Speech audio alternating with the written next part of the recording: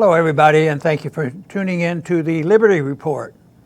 With me today is Daniel McAdams, our co-host. Daniel, good to see you today. Good morning, Dr. Paul. Very good. We spend a lot of time on foreign policy, of course, and we talk about the Constitution and non-interventionist foreign policy and protecting against enemies, foreign and domestic. And dealing with foreign policy, we're usually implying, or at least trying to refute the people who think we have so many threats against our liberties foreign. But now we're going to deal with something domestic because the Democrats are saying that unless they do their constitutional duty, their responsibility, the ultimate of a congressman, to impeach the president, I think they're a little bit overboard. Trump has his problems. But quite frankly, I think reaching the point of impeachment, it's a pretty far stretch. You don't impeach a president because he's a little bit different than others, and a lot of people like him for that very reason. And there are some things that he does that we like about him. But we now hear, though, there's something that is really, really serious. It's like the Steele Dossier. I mean, really serious stuff. And stop government, stop. The whole world is threatened. And of course, it took about 2.5 years to prove who was really doing all the lying. And now they're not talking about that so much, but they found another one. It's this whole thing about a whistleblower. And he is believed to be possibly part of the CIA, worked in the White House, first-hand knowledge. He writes a paper, he sends a letter in, tries to follow all the rules, a dedicated American, and he's throwing all this information out. And for some reason, we have found a few people who claim that it just doesn't add up. And it to me is pretty serious, because you can impeach a president easier than you can convict him. And the old saying about you can indict a ham sandwich. Well, that's about the way Pelosi thinks. We can indict a ham sandwich. We'll indict him because we have the votes, and the march is on, and they're taking their marching orders from those 4 young progressive members of Congress. So they're going to do their duty. But the disgusting thing is they're couching in words of saving the republic. This is our constitutional duty to do this. If we don't do this, we have failed our oath of office. That is so far removed from reality. It's disgusting, but it's also a big joke. Why wouldn't anybody believe that stuff? But there are some people out there that do that. There's people who have started off with the conclusion, we've decided we hated Trump because we didn't like the way he talked. And that was even before the election. So they don't look at this objectively. So they like to hear this stuff, and they're going to go along with it.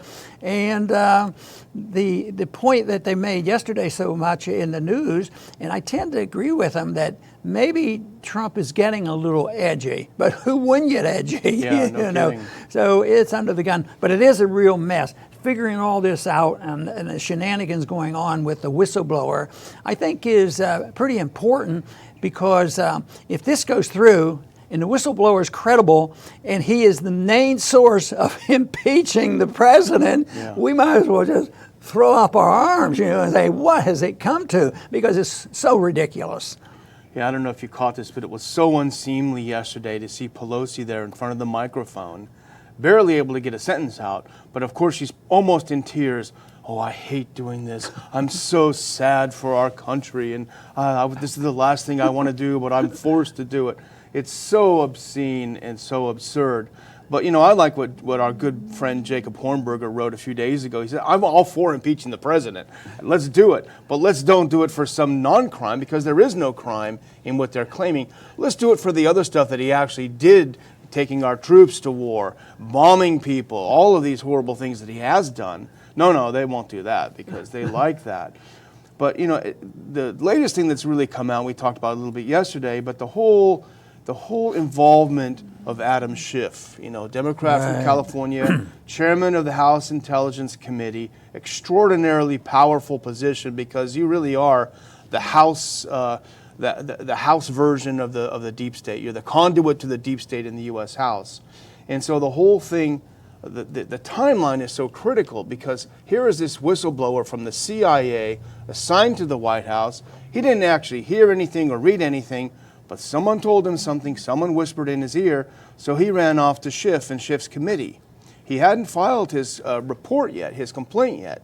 He went and talked to them. What should we do? What should I do? Okay, here's what you do. You file a whistleblower complaint. You get this particular attorney, just happened to be a former intern for Schumer and Hillary, and do it this way, get it started, and this is what you do. And so it's obviously he's been driven by his office. Who knows how much more of a hand. Trump claims that they actually helped him draft it, and if you read the complaint, it certainly reads like it was drafted by an attorney. But here's the other thing too, that the whistleblower's complaint was not only second or third or fourth hand information, it was fundamentally inaccurate in the particular things that could have got Trump in trouble. 8 times Trump said, you got to look into Biden, you got to look into Biden. Never said that at all. And also an explicit quid pro quo. If you don't look into Biden, no money for you. He didn't say that. So the two really damning things, that if he had actually said it, that was wrong. Right. This makes me think about the commissions to study and find out the truth about certain big events, Kennedy assassination, 9/11, this sort of thing. But many Americans now agree with us that these commissions really don't look for the truth. They do exactly the opposite. They're covering up the truth. If we did have involvement, they've got to cover it up. If it was total ineptness, they cover it up. So the commission is not seeking truth. Now, the whistleblower program is designed to get the truth out. People, give them a little protection, let them come out and make their charges so they don't lose their jobs, and let us know the truth. But it doesn't work this way, and I think this is the most significant example of this. Destroy the truth before it even gets started. It's not a commission studying after the fact. They're saying, and you just described how you have to go through the direction and get this and write the letter and go through a process. That this is done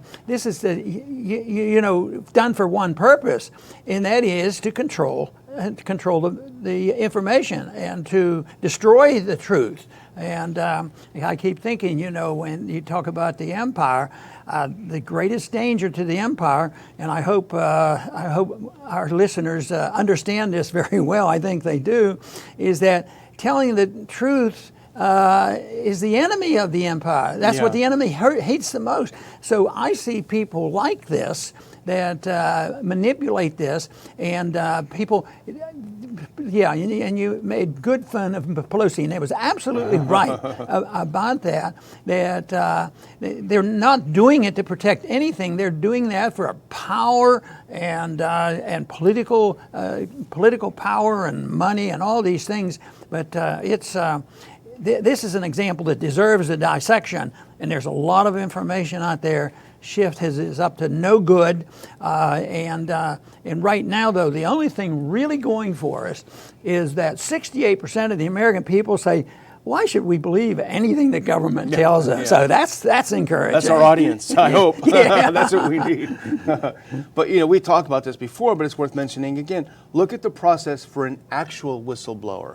People like John Kiriakou, Thomas Drake, both of whom, which I'm proud to say, spoke at our conferences, they went through the legal channels the appropriate way, the way that the law tells them, and they both had their careers destroyed, their personal lives destroyed. John went to prison. He posted yesterday, he was invited on MSNBC, and he was excited he was going to talk about it as a whistleblower. They introduced him, John Kiriakou, former CIA officer and convicted felon. Right. That's how they announced him. So that's how society views real whistleblowers. And people like to put Ed Snowden down. Yeah. And of course I think long-term history is going to prove he's one of the most significant Americans ever to wake the people up. That is, if we don't go back to sleep again. Yeah. We've awakened to a point, haven't corrected the problem, but he really made the effort. But Edward Snowden has suffered. And he has suffered more than the rest, and all he wanted to do was tell the truth. So this is something that is a shame, and I think that's what we have to continue to do, is sort it out. I mean, nobody has perfect knowledge or perfect access to the truth, but I do believe we make a sincere effort to say that somebody said this. We suspect it could be correct, but we don't say that it is. And Yeah. and this is why the partisanship, it turns out that all this is partisanship, in spite of the fact that they don't fight over the big issues of war and money, but they get along quite fine. But they are willing to lie, cheat, steal, and kill, and that is sad. Yeah.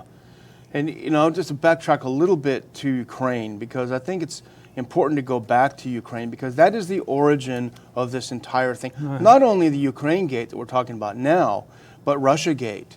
And it's really important, so think about it.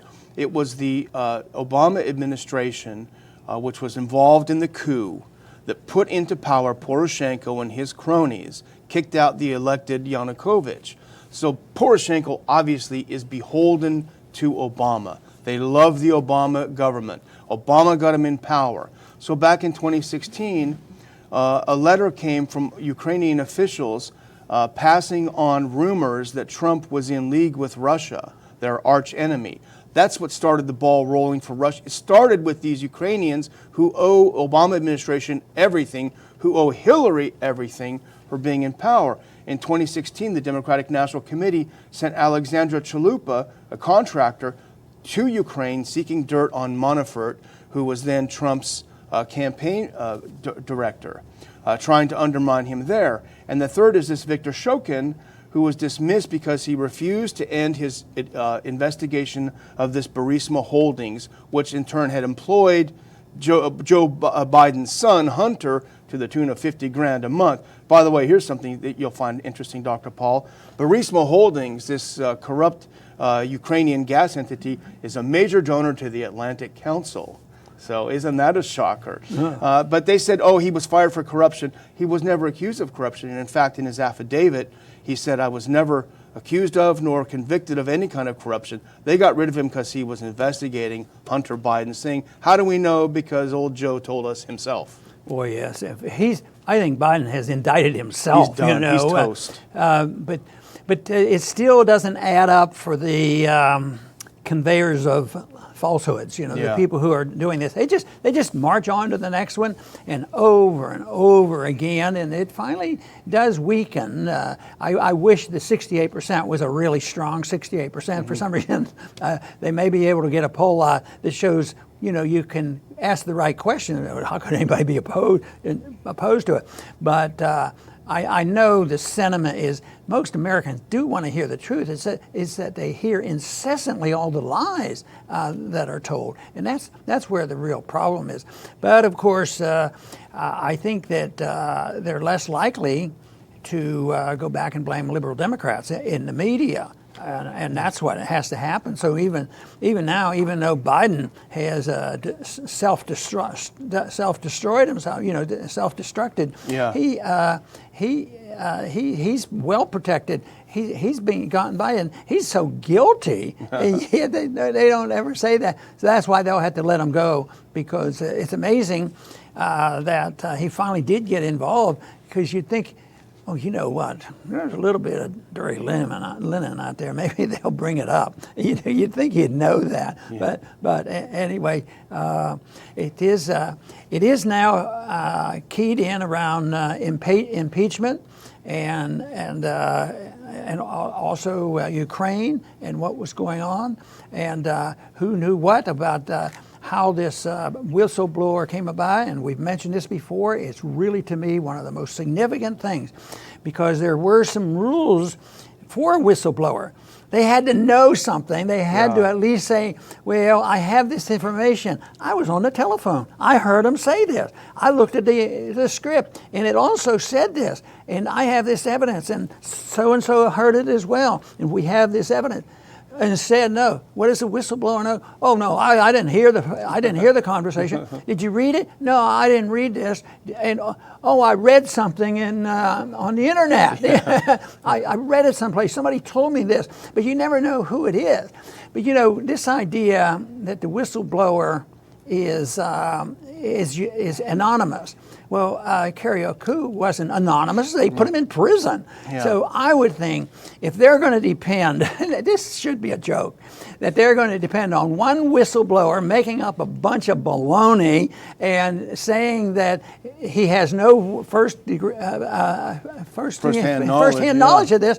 And we're going to impeach the president over this? I mean, what have we come to? Yeah. If they want to talk about some problems, I think we could list a few that could be very important to deal with. And we've mentioned, the foreign policy and the economic domestic policy. Yeah. There's a lot of problems. Go for but it. Here they're off on this impeachment. It's hard to believe. And that's a great point about the secondhand knowledge, et cetera, because we do know this, and despite the fact that it's debunked that they changed the rules had been for it to be an urgent request, it had to be firsthand knowledge. And they changed that to allow hearsay evidence in second or third hand. The Inspector General of the intelligence community wrote a letter saying, no, we didn't change anything, no. But if you read the letter carefully, and there were a couple people, Byron York, by the way, believe it or not, did a great series of tweets completely debunking the IG of the intelligence community's letter, saying, what you said in this letter is completely bogus. On the one hand, you say, here were the rules that we handed the whistleblower. You have to have first-hand knowledge.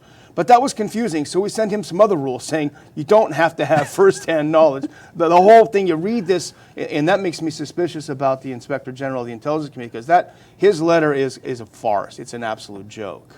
Right, and it is having an effect. I think I hinted that I sort of lean toward that it's having an effect on Trump right now. It's probably participating in the marketplace, even though there's so many other reasons why the market is shaky. But so it is a significant event, and right now it's geared for one thing, and that's why.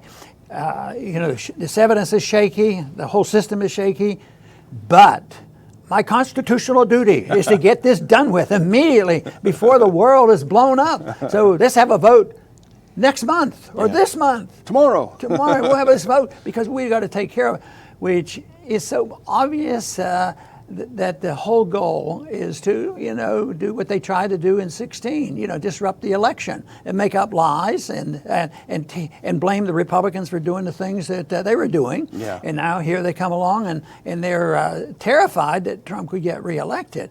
And I don't go out and dance and think this is the greatest thing that could ever happen to the United States is to have President Trump. But compared to what? Yeah. Compared to some of this, do we want Hillary back in there and helping us out to sort these things out? Yeah. Well, that's a good line, blaming Republicans for that which they were doing, because there's the issue of the May 2018 letter from Bob Menendez and two other senators to Ukraine saying basically they did basically exactly what they claimed that Trump did in his phone call. They mentioned our great U.S. support for Ukraine, and this is when Poroshenko is still in power. But then they expressed concern that the Ukraine is not cooperating with Mueller's probe enough. And then here's the veiled threat. This reported refusal to cooperate with the Mueller probe also sends a worrying signal to the Ukrainian people, as well as to the international community, about your government's commitment to support justice and the rule of law, which of course U.S. aid depends on them supporting it. But I'll close with a little tip. Here's the one to watch. And I got an email from my friend Jim Jatras this morning, was thinking exactly as I was thinking, so I'm happy about that. Watch for Kurt Volker to become the John Dean of these hearings. Volker is sort of an unknown figure. He was a special envoy to Ukraine, brought in by Rex Tillerson, but he's a longtime operative of the deep state, I would say. He has been the U.S. ambassador to NATO. In fact, I knew him when he was in Budapest as an embassy officer. But here's a couple of things about him why I think he's the one to watch. He's today testifying behind closed doors to Congress. He is the head of the McCain Institute, okay? But he's also a lobbyist with the BGR group at the same time. And he got no salary as a special envoy for Ukraine. But head of McCain Institute, BGR. Who is the BGR? It's a lobbying firm. Their clients included Raytheon and ... Poroshenko himself. So here is Poroshenko's lobbyist as Trump's special envoy to Ukraine. He's virulently anti-Russia. Volker is. This is the one to watch. You heard it here first. Dr. Paul? Very good. You just point out, even if you had the broom and you were really going to drain and sweep out the swamp, it's pretty darn difficult, and we've said this many times. It's infiltrated by neocons, the whole administration. And this whole thing, if it turns out, and so far it looks like it is the case, this particular individual probably was CIA. Why is he in the White House? I mean, you'd think you could clean your own house and get these people out of here. So this just doesn't make a whole lot of sense to put up with them, because it is government within the government, and it is secret government, and they're uncontrolled. And for the most part, what the CIA does around the world, they're self-financed in many ways. Members of Congress aren't allowed to go and read the details of what they've been doing and how the money's been spent.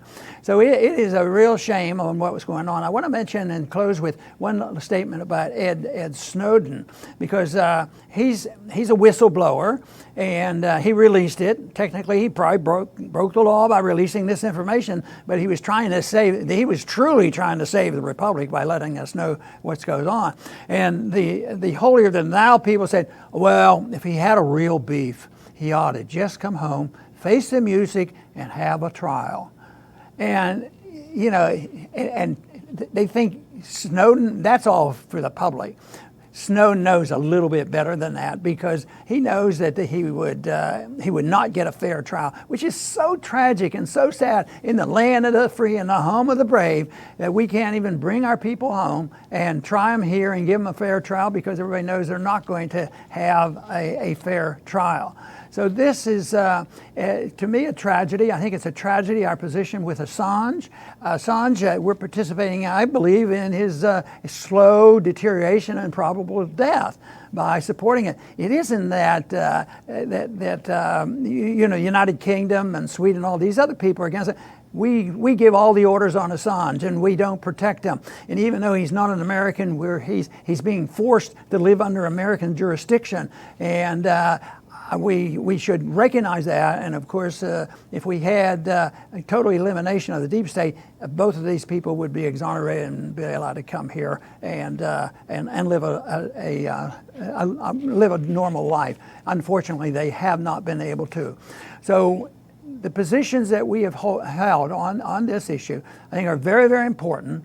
I think the whole thing that treason, telling the truth is treasonous in this country, means that we should look at this, and we need more bipartisanship or non-bipartisanship, and that is joining in, which is truly being pro-America, and that is have a foreign policy that is designed to take care of America in reality.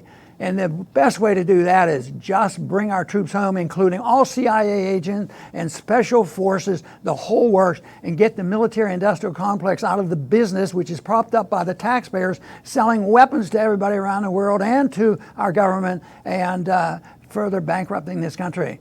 But the bankruptcy is bringing us to our knees, and I think in a not too distant future, everybody is going to recognize it. But there are answers to that, and can be found in really taking seriously the Constitution and taking seriously the principles of liberty. They're not confusing, they're not complex. People can understand that it's our lives to lead, and just leave us alone, and have one requirement: nobody can hurt anybody.